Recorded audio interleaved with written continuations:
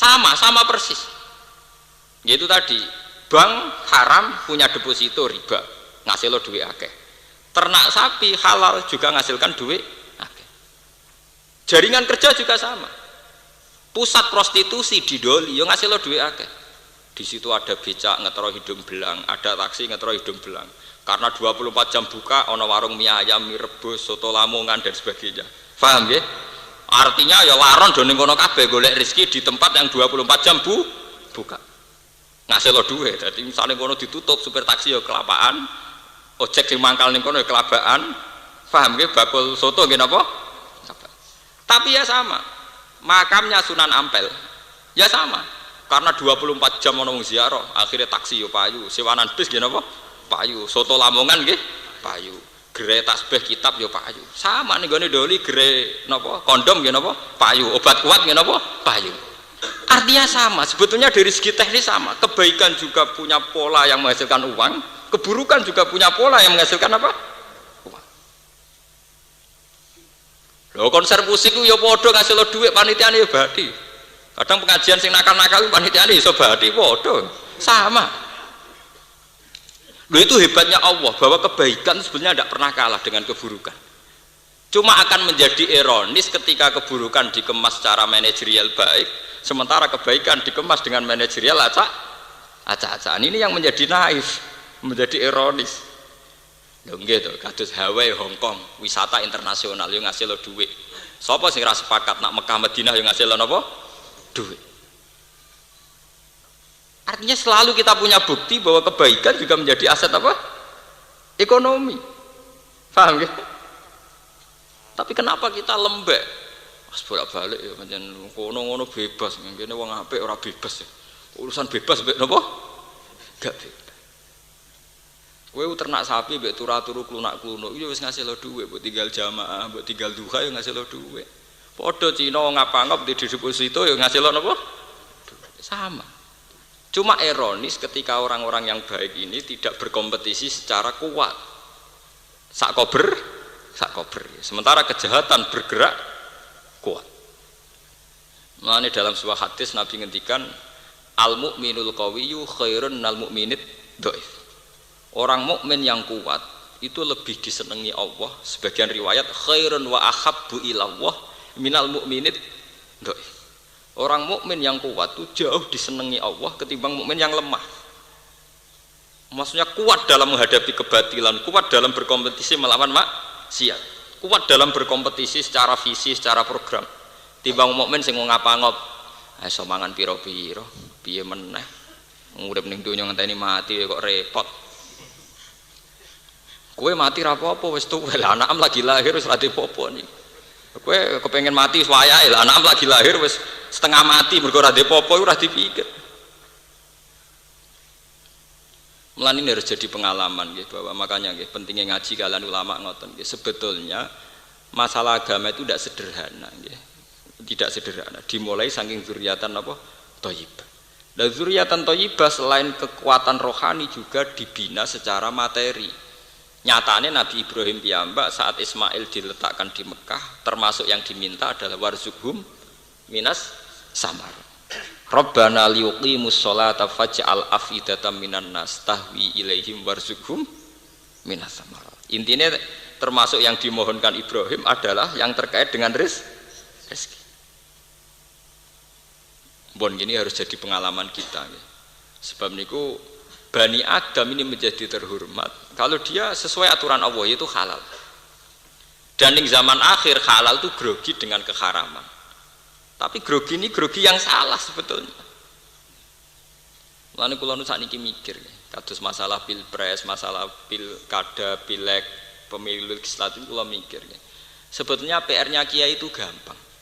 Mesti diridani pangeran itu gampang. Bikin pola pikir masyarakat itu sehat itu saja. Sampai anda harus takyin menyatakan dukung si A atau apa si B. Kalau nu angger tahajud ngerasa dosa mbek pangeran ngeten. Sistem yang tidak bisa kita tentang di akhir zaman itu kan sistem demokrasi, di mana satu orang satu suara.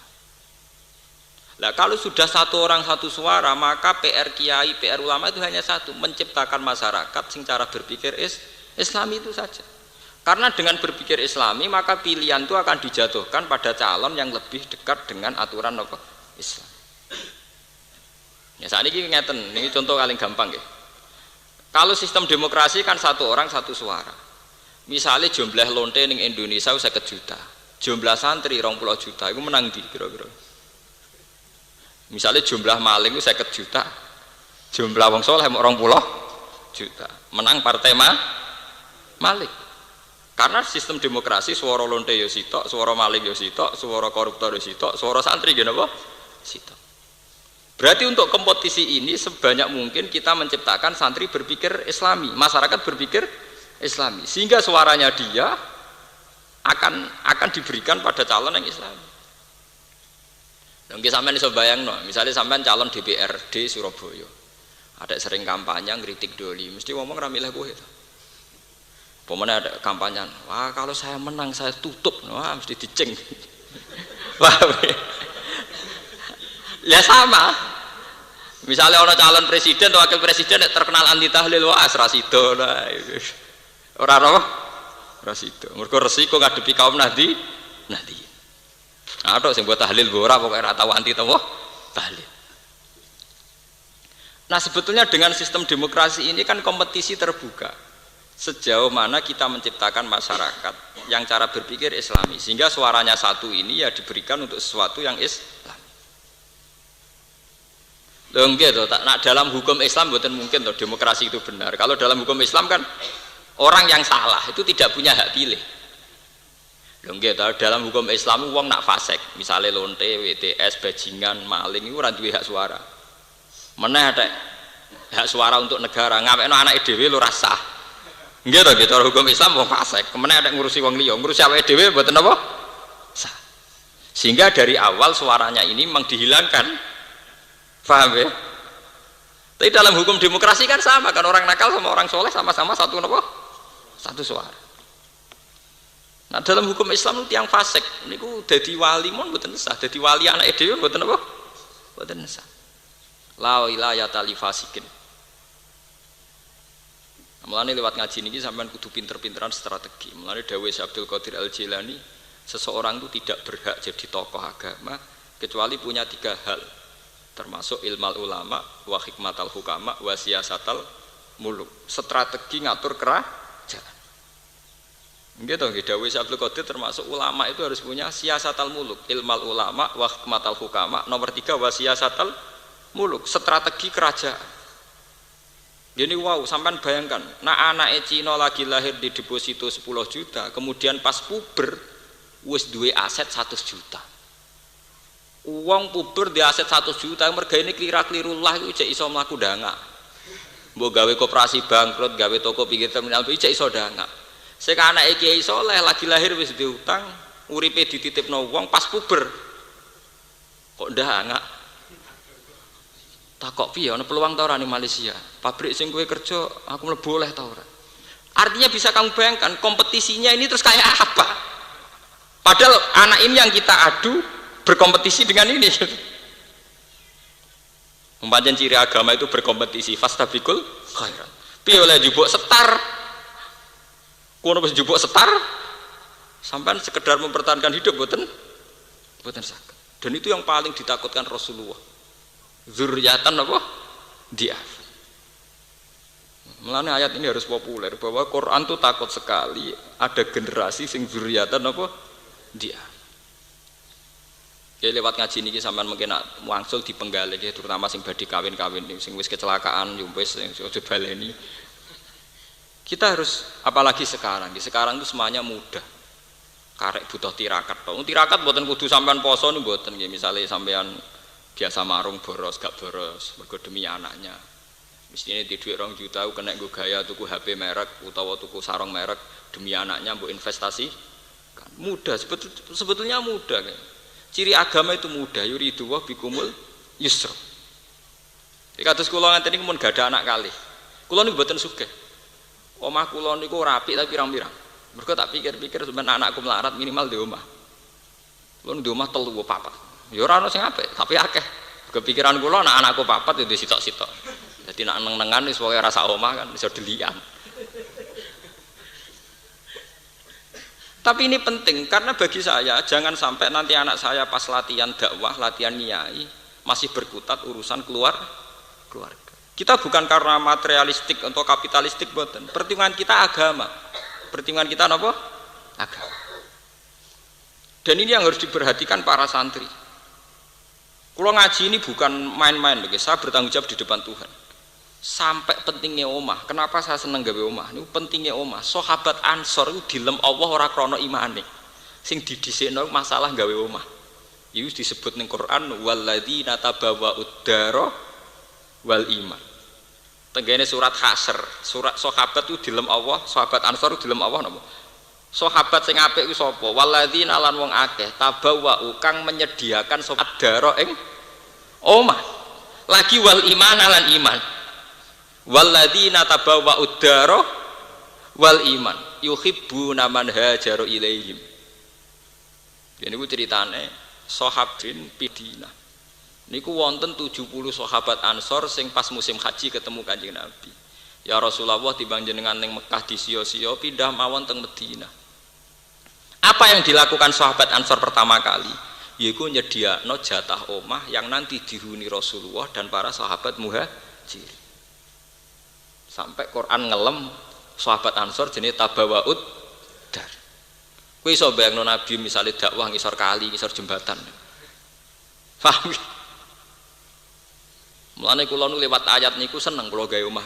Tapi mboten kula niati kedonyan, anggap saja itu sarana perjuangan. Jika masalah rumah selesai, paling tidak anak kita saat puber, saat beranjak dewasa, pikirannya wis dakwah. Joko ustaz-ustaz ning desa iku, pikirane dakwah banter omah numpang. Engko nak rapat aja ning omahku ya. Nak mertamu aja jam sakmene, pas ana IP-ku ana mertuaku, waduh. Ape rapate pelaturane pirang-pirang. Lah numpang ya. Resikone wong numpang kan kakean pelaturan nggih. Nek dolan aja yamene, pas iku mertuaku ning omah. Ya aja yamene pas IP-ku nyetel TV. Pra lara sampean. Jajal om dhewe.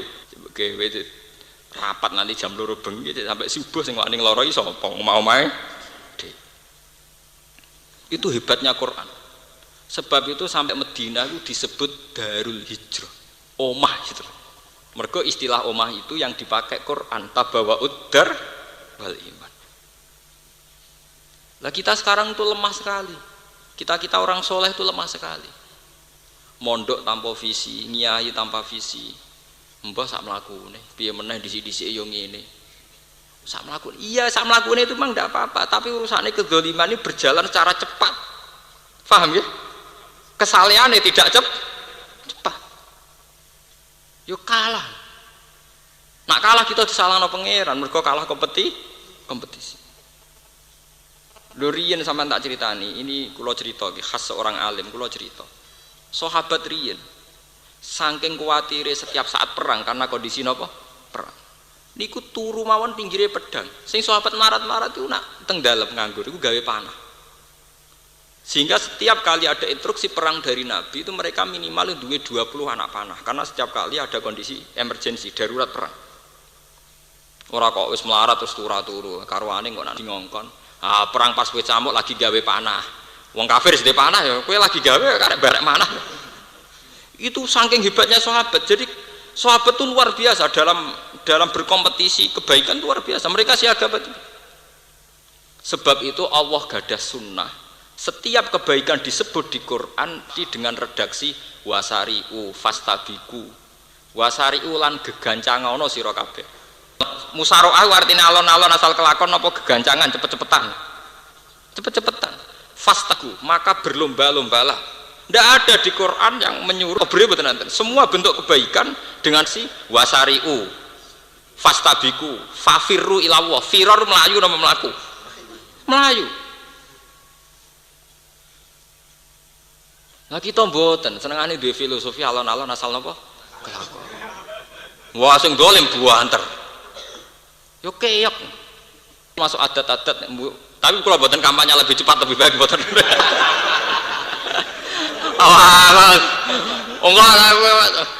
Enggak pas ngaji ngeten istiqomah jari MC mugi-mugi melaku berarti lanjutkan.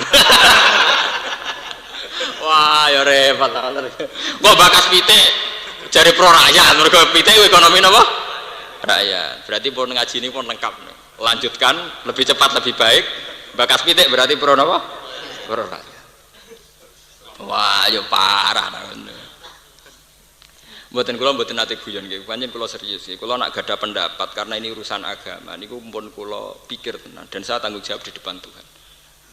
Kula tokoh panutan kula ini Imam Bukhari. Imam Bukhari itu satu hadis itu disolati 2 rakaat. Saking takutnya kalau hadis itu dhaif atau maudhu. Padahal beliau sudah melakukan check and recheck. Secara ilmu jarhu wa ta'dil sudah dicek. Tapi wa semanten masih disolati. Saya juga sama. Mungkin tidak se-ekstrim Imam Bukhari, tapi saya kalau punya pendapat untuk agama itu pasti saya istikharah. Karena ini masalah agama, tanggung jawab saya di depan Allah. Nah, ngarepe sampean paling banter sampean kecewa terus rasa seneng kula itu sepele. Ora sepele banget. Ora disenengi wong nggih biasa, disenengi napa? Biasa. Lonte sing seneng akeh menawa kiai. Nah, kula nu dalil kula sederhana. Kowe dadi lonte ya ana sing seneng ana sing gedeng, dadi kiai ya ana sing seneng ana sing gedeng. Regane urip. Maling gak is maling, sing nulung ya akeh kok piye. Dene ya duwe ikatan. Wong maling dhewean ya ora iso. Paham gini iki perlu kula aturaken bahwa kesalehan itu harus kuat.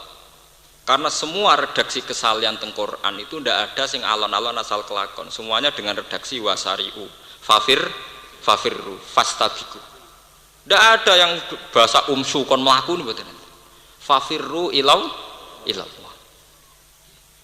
Kanjeng Nabi itu hadis-hadis yang ngoten al-firor ya ibadah, ayo lari. Karena kebaikan sekali kalah setar, kalah kompetisi akan kelindas dengan kebatilan. Kalau tak cerita ini tak hadis bin Iman. Kalau tak hadis bin Iman. Kalau nu duwe jamaah kata, sebagian mereka orang kaya. Nggih, sebagian mereka orang kaya, sing duit miliaran. Nate tanglet kula, Pak Bahak, saya ini orang kaya, punya uang 1 miliar. Itu menurut Pak Bahak dipakai apa? Saya inginnya ya dapat dunia, dapat akhirat. Jawaban saya gampang. Kamu tidak harus ngasihkan uang 1 miliar itu menjadi masjid, tidak harus. Beli tanah di kawasan netral di tengah kota. Sertifikatnya ya untuk anak kamu. Lah apa itu jadi amal baik saya Pak Bahak? Kan tidak untuk masjid, tidak untuk madrasah. Ya itu enggak apa-apa. Sertifikat kamu untuk anak kamu tidak apa-apa. Tapi niati bahwa dengan kamu miliki minimal tidak menjadi tempat prostitusi, tempat niklab. Ini pentingnya sebuah kompetisi. Misalnya satu tanah di tengah kota Bojonegoro atau di Surabaya atau di Jogja. Misalnya 400 meter persegi, sampai beli 1 miliar. Tanah ini kan menurut hukum demokrasi terserah yang punya kan. Nak sing duwe wong soleh Pak Kaji. Umpama ora ada di masjid, ora ada di madrasah, tetap daleme Pak Kaji. Engko subuh-subuh nabi metu nggawa tasbih. Maghrib ono Pak Taji mlebu omah nggawa tasbih. Tapi kalau yang beli orang nakal, tuweka wong rambutan pink nggo gitar. Metu ya wong setengah nggawa minuman ngefly. Nah, padahal dengan suasana Pak Kaji ini itu dengan sendirinya meskipun tidak masjid loh ya. Dengan sendirinya tangga-tangganya apa geni klub ning pinggire sungkan. Oh iku wae Pak Kaji soleh, pegane maca Quran, sungkan geni klub niki. Berarti radius dari Sumas itu minimal radius 100 meter persegi dari sekelilingnya akan menjadi suasana soleh. Paling tidak terjamah suasana maksiat. Sampean fid dunya hasanah karena tetap milik anak Anda. Wa fil akhirati hasanah karena tujuan beli adalah mengantisipasi kedzaliman kemaksiatan.